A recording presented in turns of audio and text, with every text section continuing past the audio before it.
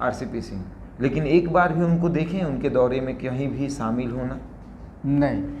उसके बाद नीतीश कुमार अपने आवास पर, पटना आवास पे रहते हैं और आरसीपी सिंह पटना ही उनका आवास है, सरकारी आवास जो है। नीतीश कुमार के आवास के ठीक कितना दूरी है हुआ, एक आधा किलोमीटर बिल्कुल पे रहते हैं, लेकिन मिलने नहीं जाते हैं। नीतीश कुमार अभी आरसीपी सिंह से नाराज हैं, उनको अब राज्यसभा नहीं भेजने की बात चल रही है।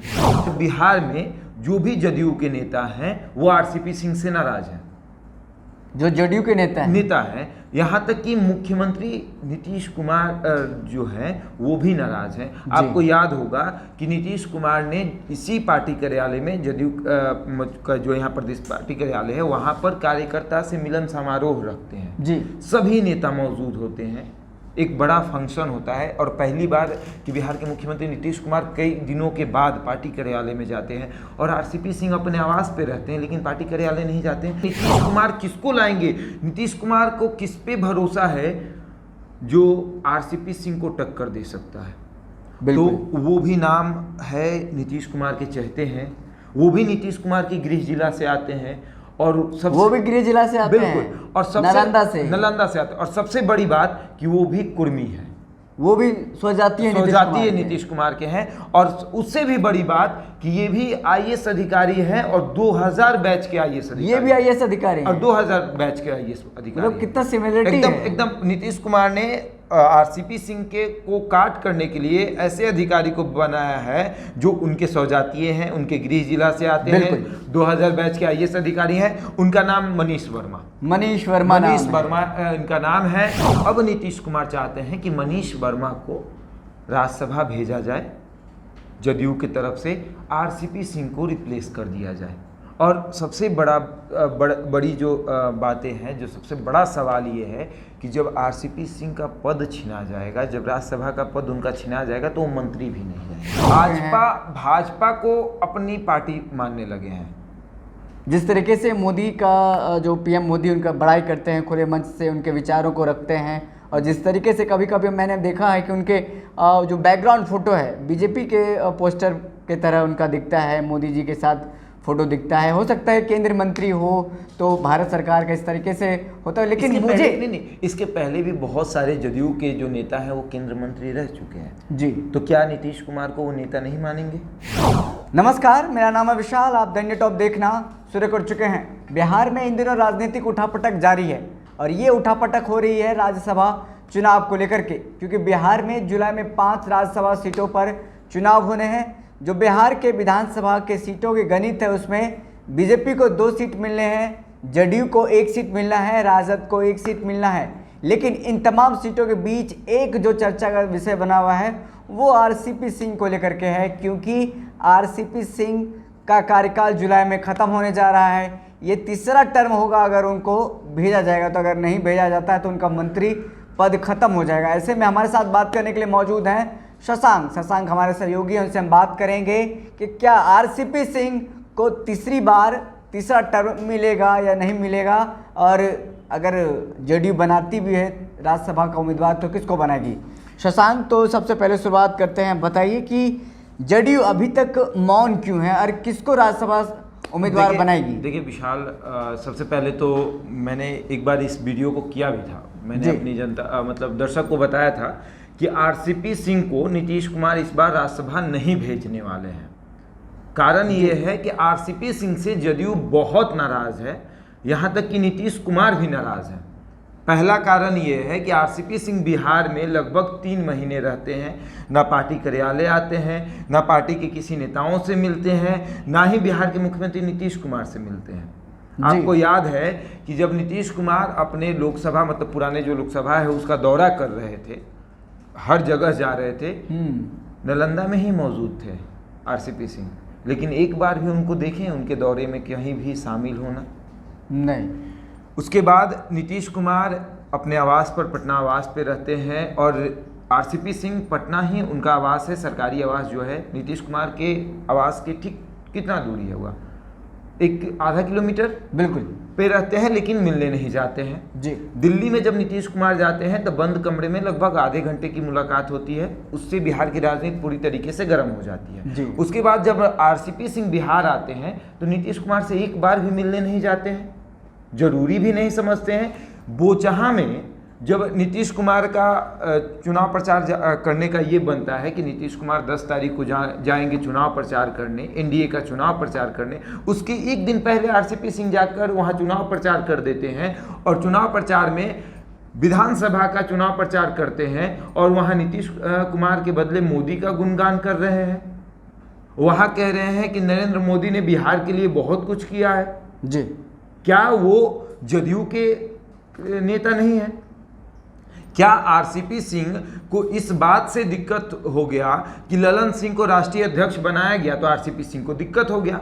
आपको वो भी दिन याद होगा जब आरसीपी सिंह जब यहाँ तय हुआ कि एक आदमी को मंत्री पद मिलेगा, राज्यसभा जो सांसद हुआ, उस समय आरसीपी सिंह राष्ट्रीय अध्यक्ष थे। बिल्कुल। अपना नाम वहाँ भेज दिए।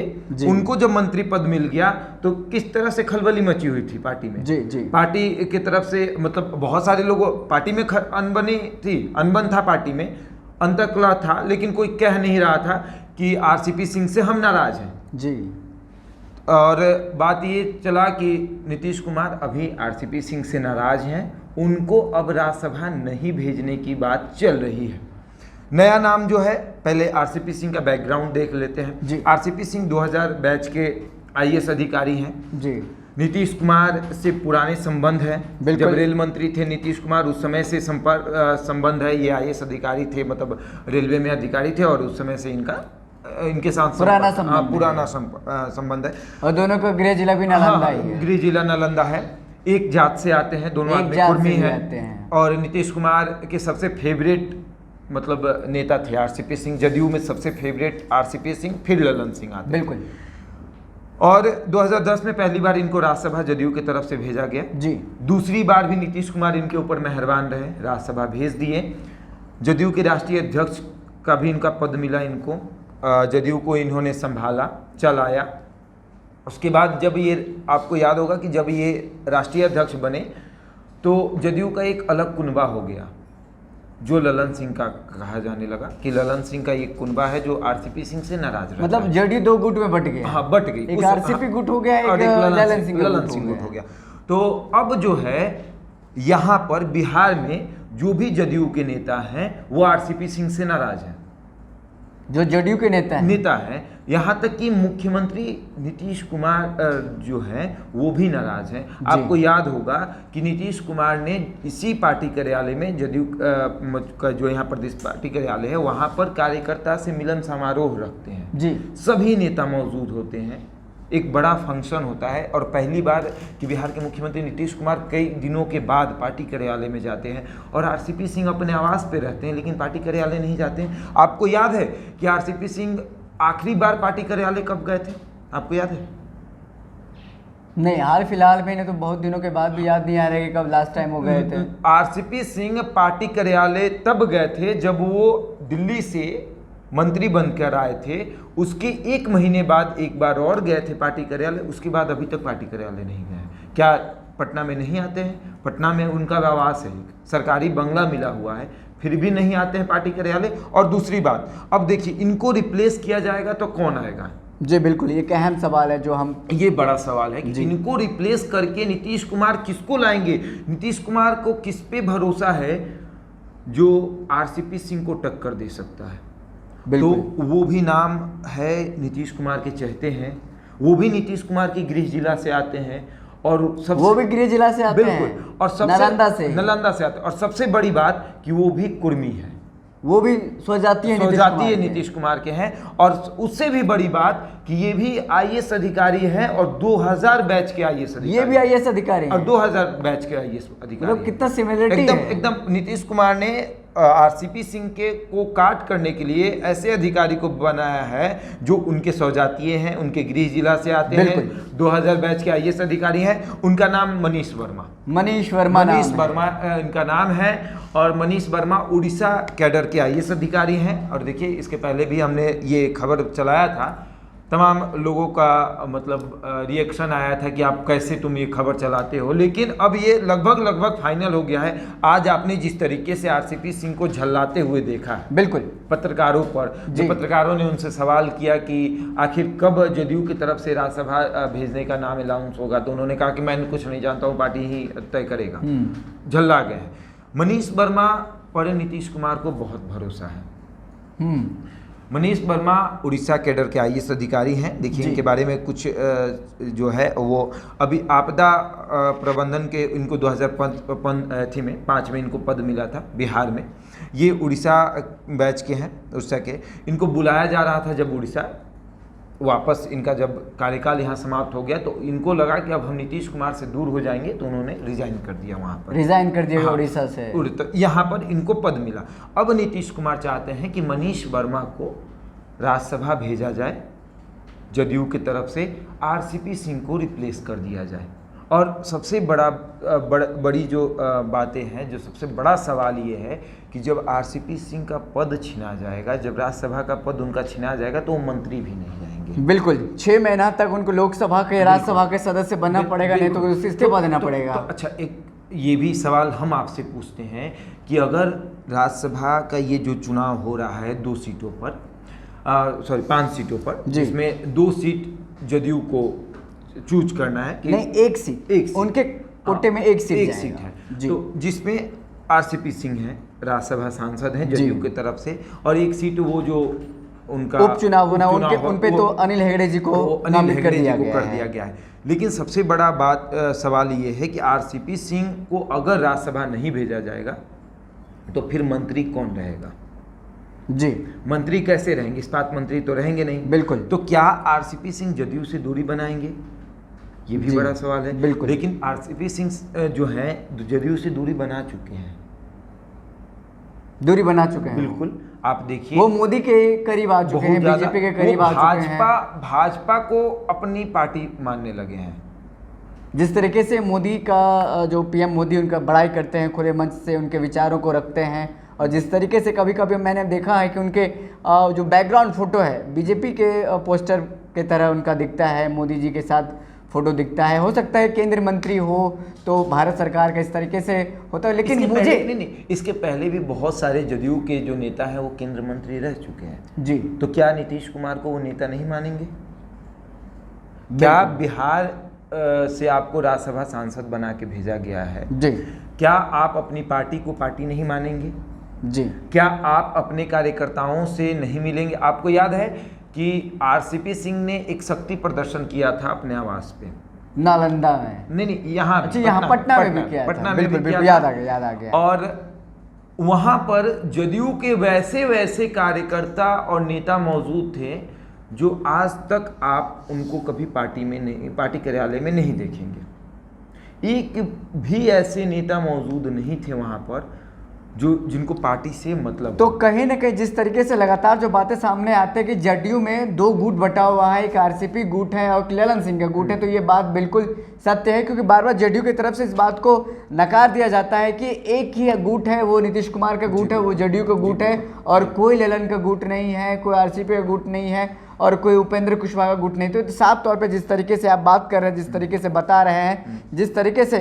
शक्ति प्रदर्शन की बात करें, तो ऐसे में तो साफ पता चलता है कि ललन सिंह का गुट है, एक आरसीपी सिंह का गुट है। अगर ललन सिंह के गुट का हम बात करें तो ललन सिंह जब राष्ट्र अध्यक्ष बनकर के दिल्ली से पटना आए थे, तो उस समय आपने भी देखा होगा किस तरीके से उनको स्वागत में लोग हुजूम जाते हैं। पूरा पटना का जो काफिला से पूरा भर जाता है, पूरे बिहार से लोग को बुलाया जाता है, पूरा पटना पटा दिया जाता है लोगों से। आप एक चीज और नोटिस किए होंगे कि जब आरसीपी सिंह मंत्री बन के आते हैं जी, तो प्रदेश अध्यक्ष का एक बयान आता है, आपने सुना होगा कि पहले जो हुआ था उससे बड़ा भव्य प्रदर्शन होगा, आप देखिएगा। तो कहीं ना कहीं आरसीपी सिंह और जदयू के बहुत सारे नेता जो ऐसे हैं जो उस दिन मौजूद नहीं थे, आपने देखा होगा। पोस्टर वार भी उस समय हुआ था, पोस्टर में ललन सिंह को गायब कर दिया गया था। और सबसे बड़ी बात है कि यही कारण है कि जदयू के जो प्रदेश अध्यक्ष हैं उमेश कुशवाहा, उनका एक बयान आता है कि जदयू की तरफ से किसी भी नेता, कोई भी नेता अगर आप पोस्टर लगाएगा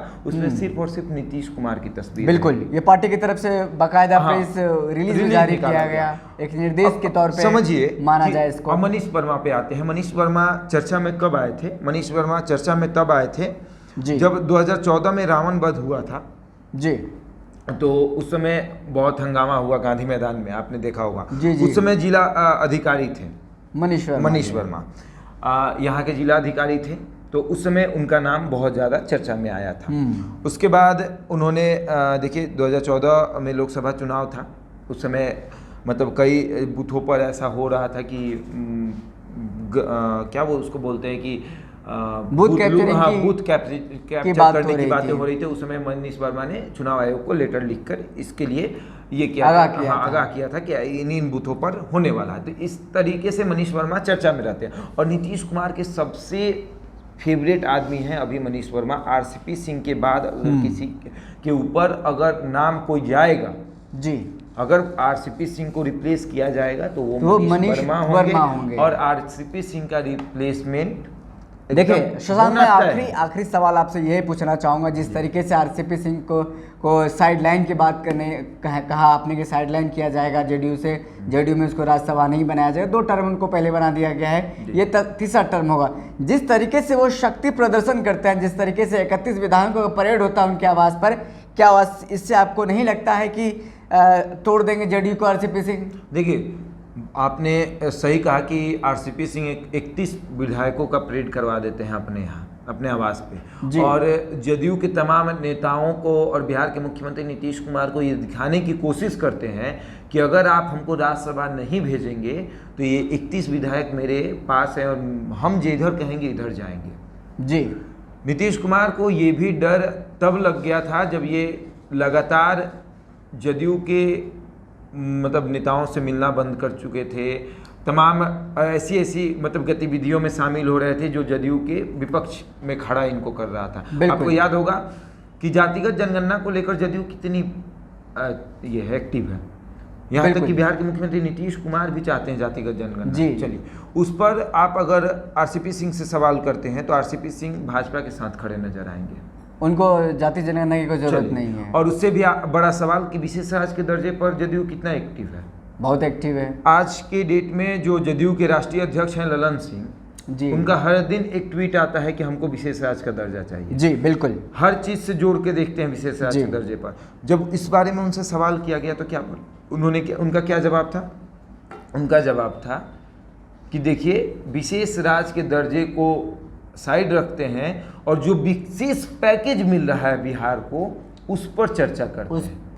मतलब विशेष राज्य के दर्जे को साइड करते हैं, ठंडे बस्ते में डालने की बात कर रहे हैं वो। जो विशेष पैकेज बिहार को मिल रहा है उस पर चर्चा करते हैं। तो आरसीपी सिंह ने कहा, तो ललन सिंह का जवाब था कि किस विशेष पैकेज की बात कर रहे हैं, बताइए कितना कॉन्ट्रडिक्ट है बातों में। और एक बड़ी बात यह है कि आरसीपी सिंह जो हैं वो लगातार इस बात का काट करते। आपको याद होगा कि जब आरसीपी सिंह राष्ट्रीय अध्यक्ष थे उन्होंने कभी भी केंद्र सरकार से विशेष राज्य के दर्जे की मांग नहीं की, कभी नहीं, कभी आप ट्वीट नहीं देखिएगा, कभी आप बयान नहीं देखिएगा। राज्यसभा सांसद हैं, आपको एक बार कम से कम संसद में तो बोलना चाहिए था। कभी भी आप नहीं देखिएगा कि वो संसद में जाकर ये बोले कि बिहार को विशेष राज्य का दर्जा दीजिए। वो उनकी पार्टी की मांग है, लेकिन वो जदयू को अपनी पार्टी मानते ही नहीं। उनको तो बस था 2010 में राज्यसभा गए, 2016 में गए, अब उनको ये था कि 2022 में चले जाएंगे, कोई रोकने वाला नहीं है, हम राज्यसभा जाएंगे। लेकिन नीतीश कुमार अब इनसे नाराज हो चुके हैं, बिल्कुल अब इनको राज्यसभा नहीं भेजा जाएगा।